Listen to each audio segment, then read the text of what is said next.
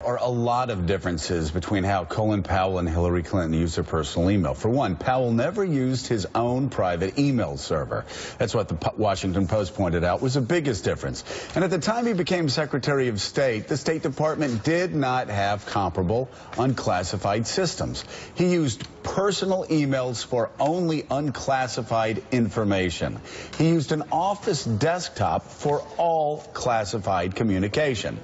And, of course, we should note that two emails sent to his account were later marked classified, though Powell disputes their sensitivity. Mike, there's no comparison, and everybody's known there's been no comparison for a long time. Forget the regs that were put in place in 2009 and then even more in 2011. It's painful.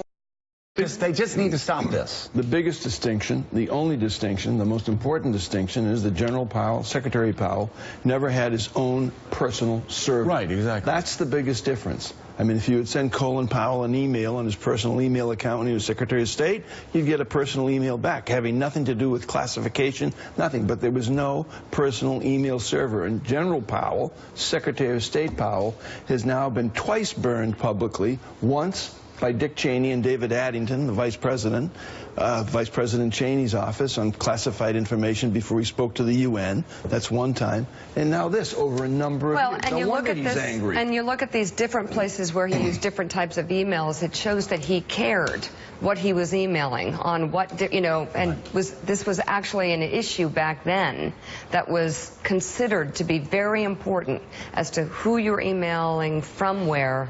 Well, do you think Secretary of State Colin Powell was sending out on his personal email account classified information prior to the invasion of Iraq? It sounds like he was very careful not to, like on every level. Of course not.